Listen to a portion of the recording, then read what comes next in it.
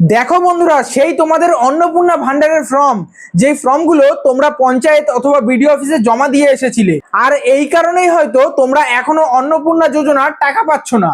তোমরা যেভাবে তোমাদের ফর্মগুলো জমা দিয়ে এসেছো, ঠিক সেইভাবেই বান্ডিলের পর বান্ডিল প্রতিটা বিডিও অফিস, প্রতিটা পঞ্চায়েতে জমা হয়ে পড়ে আছে। সেখানে লোকজন মিলে এখনো অনলাইনে সাবমিট করেনি সেগুলো। নিচের ভিডিওটা দেখতে পাচ্ছ তো, যে প্রায় হাজার হাজার মহিলার অন্নপূর্ণা যোজনার ফর্ম পড়ে আছে। চলো তোমরা আগে সেই ভিডিওটা দেখে নাও, যে ভিডিওটাতে এক ব্যক্তি সমস্ত ইনফরমেশন বলতে বলতে অন্নপূর্ণা যোজনার ফর্মগুলো দেখাচ্ছে। চলো দেখে নাও তোমরা। টোটাল 3-4 তারিখ থেকে যত অন্নপূর্ণা ফর্ম অফলাইনে ফিল আপ হয়েছে, সব কটা ফর্ম অঞ্চলেই পড়ে আছে, কোনো একটাও সাবমিট করেনি। এবং যারা অনলাইনে করেছিল এবং তাদের টাকা ঢুকেছে,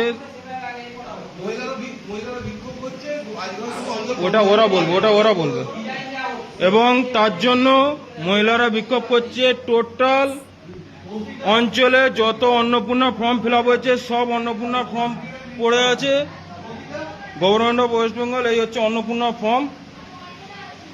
তাহলে এরপরেও তোমরা কিভাবে আশা করছো তোমরা খুব সহজেই অন্নপূর্ণা যোজনার টাকা পেয়ে যাবে, যতই তোমরা যোগ্য হও না কেন? এই প্রতিটা বিডিও অফিস, প্রতিটা পঞ্চায়েতের লোকজন মিলেই তো সেই কাজটাকে সম্পূর্ণ করেনি। তাহলে তোমরা কিভাবে অন্নপূর্ণা যোজনার টাকাটা পাবে একটু বলতে পারবে আমাকে? এরপরে তোমরা সরকারের দোষ দেবে, এখন বলবে যে প্রতিটা বিডিও অফিস, প্রতিটা পঞ্চায়েতের লোকজন তো সরকারেরই লোক। আরে এটা আগে মাথায় আনো, বাইরের সমস্ত সরকার পরিবর্তন হয়ে গেছে, কিন্তু যে সমস্ত সরকারি অফিসগুলো রয়েছে, যেগুলো আর কি মানুষের সাহায্যের কাজে লাগে, সেই জায়গায় তো সেই আগেকার সরকারেরই লোকজন এখনো বসে রয়েছে ঘাপটি মেরে।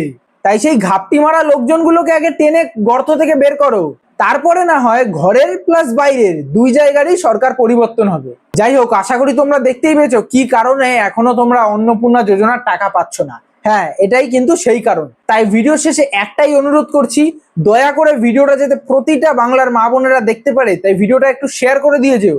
আর আমার ফেসবুক পেজে নতুন হলে এরকমই ভিডিওগুলো দেখার জন্য পেজটাকে ফলো করে রেখেছো। Tata, bye bye.